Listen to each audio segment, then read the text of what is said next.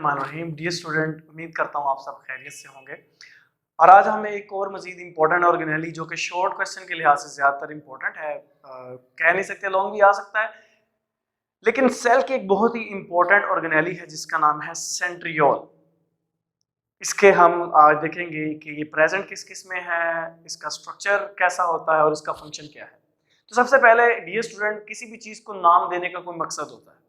Centriole को जो नाम दिया गया है ये दो लफ्ज से निकला है। एक तो हम कहते हैं सेंटर और लफ्ज ऑल का मतलब होता है अ बिट। ऐसा क्यों, आखिर ऐसा क्यों कहा गया? इसकी वजह यह है कि अगर ये आपका सेल है तो ये सेल का आ जाता है हमारे पास न्यूक्लियस, और सेल के इस न्यूक्लियस के पास दो सेंट्रियोल यानी a pair of centriole 90 degree के एंगल पर एक दूसरे के साथ मौजूद होती हैं। यानी कुछ इस तरह, एक अगर यूं मौजूद है तो दूसरी इसके ऊपर यूं मौजूद होती है।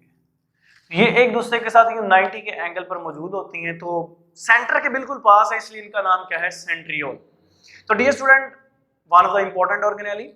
अब इसकी प्रेजेंस की बात करें तो एनिमल में ये प्रेजेंट है, माइक्रोब्स में भी प्रेजेंट है, प्लांट और फंजाई में मिसिंग है, हायर में, हायर प्लांट में यानी एंजियो और जिम्नोस्पर्म में मिसिंग है। 9th क्लास के जो हमारा ये 9th चैप्टर है आगे इसी क्लास का, उसमें हम डिटेल से देखेंगे एंजियो और जिम्नोस्पर्म है क्या।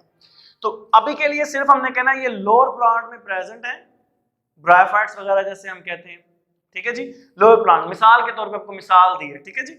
और हायर प्लांट्स में ये एब्सेंट है, और ये आपका इंपॉर्टेंट मल्टीपल चॉइस क्वेश्चन है कि ये किन में एब्सेंट होते हैं, ठीक है डियर स्टूडेंट। स्ट्रक्चर की बात करें तो पहले लाइन पढ़ लेते हैं, फिर स्ट्रक्चर को समझ लेते हैं। इनके अंदर सिलिंड्रिकल अरे, लफ्ज सिलेंडर जहां पर भी आता है इसका मतलब होता है कोई ऐसा स्ट्रक्चर जिसकी कोई पर्टिकुलर लेंथ और विड्थ होती है। अब मैंने यहां पर ऊपर से भी खुला बनाया, नीचे से भी खुला बनाया, क्यों? क्योंकि हमें नीड है, हमें जरूरत है। सेंट्रियोल दोनों तरफ से सेंटर में क्या होती है? खाली होती है। तो ये क्या कह रहा है? 9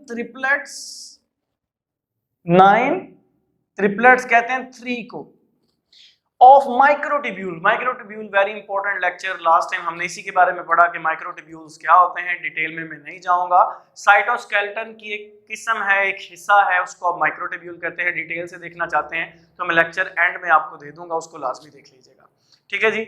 और आप इसको चैनल पे जाकर देख भी सकते हैं। अच्छा, ये 9 ट्रिपलेट से क्या मुराद है? तो आप पहले देखें जरा, ये हमारे पास माइक्रोट्यूब्यूल है, M.T माइक्रोट्यूब्यूल।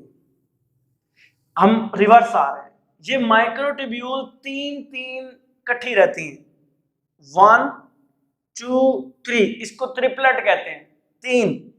ये ट्रिपलेट 9 होते हैं, 9, 1 2 3 4 5 6 7 8 9। आपके सामने इसको मैंने खोल के बनाया हुआ है इन ट्रिपलेट्स को।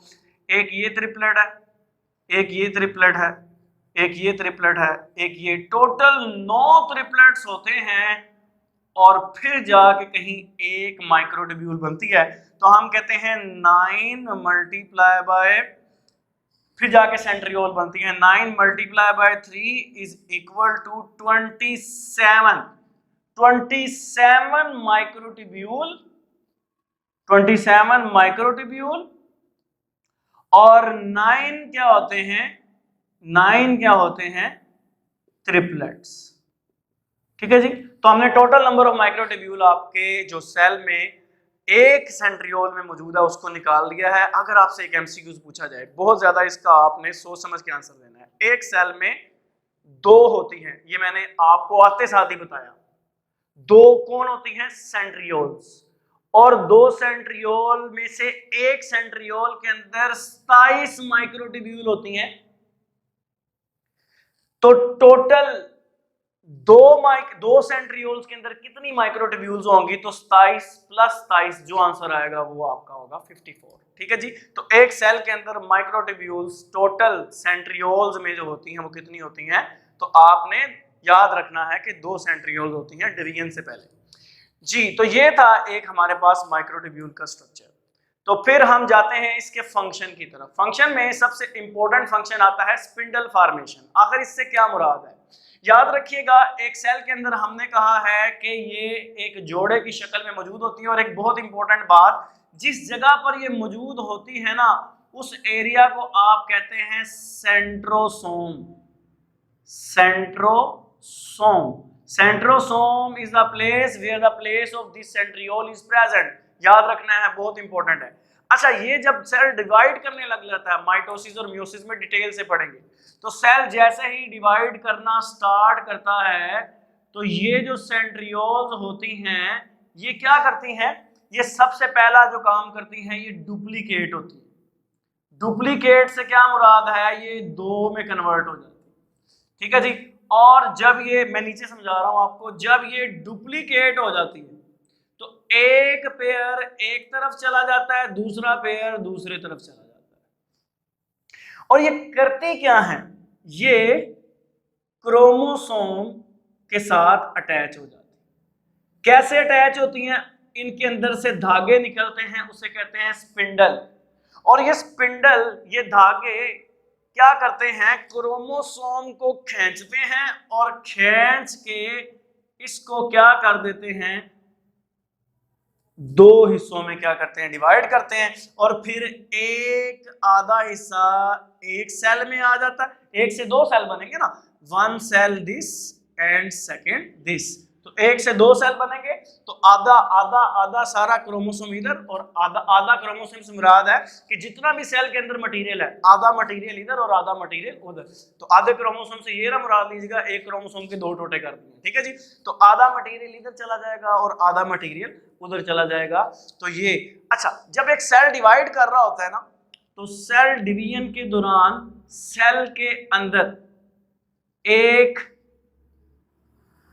अंदर की तरफ एक सेल पिचक जाता है, अंदर की तरफ चला जाता है। जैसे आप गुब्बारे को सेंटर से दबाएं तो आधा हिस्सा इधर और आधा उधर चला जाता है, ठीक है जी।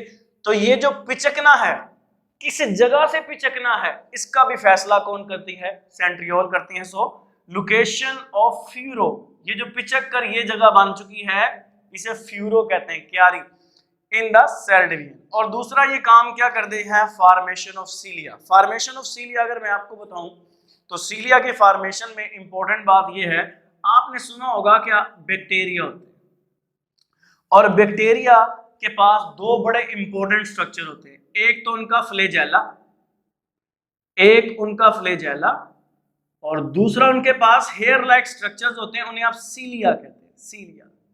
ये फ्लैजेला और सीलिया दोनों के दोनों इन्हीं आप कह लें माइक्रोट्यूब्यूल से मिलकर बने होते हैं। तो असल में यहाँ पर सेंट्रियोल के साथ आप एक मजीद टॉपिक भी पढ़ सकते हैं, सेंट्रियोल, फ्लैजेला एंड सीलिया या बेसल बॉडी। असल में फ्लैजेला और सीलिया जो कि किसी बैक्टीरिया को मूव करने में हेल्प देते हैं, वो भी इन्हीं माइक्रोट्यूब्यूल के अल्टीमेटली किसके बने होते हैं?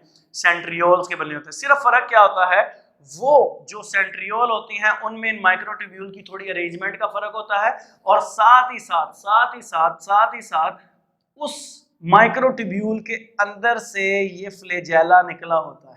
इंसानों के अंदर जो माइक्रोट्यूब्यूल हैं, ये दिस वन, उसमें से कोई फ्लैजेला नहीं निकला हुआ, कोई सीलिया नहीं निकले हुए, फ्लैजेला नहीं निकले हुए। लेकिन बैक्टीरिया के अंदर क्या होते हैं? ये निकले होते हैं। ये क्या करते हैं? बैक्टीरिया की मूवमेंट में क्या करते हैं? मदद देते हैं। याद रखिएगा, सीलिया बैक्टीरिया के स्ट्रक्चर पर छोटे छोटे बालनुमा स्ट्रक्चर, और फ्लैजेला लंबे से स्ट्रक्चर है। सीलिया ज्यादा होते हैं, फ्लैजेला थोड़े होते हैं। दिखने में ये मुख्तलिफ हैं, अंदर से एनाटॉमी इनकी बने हुए हैं सेम चीजों से। तो ये था सेंट्रियोल। होपफुली आपको ये लेक्चर समझ आया होगा। इंशाल्लाह अगले लेक्चर में मिलेंगे। अपना ख्याल रखिएगा। अल्लाह हाफिज़।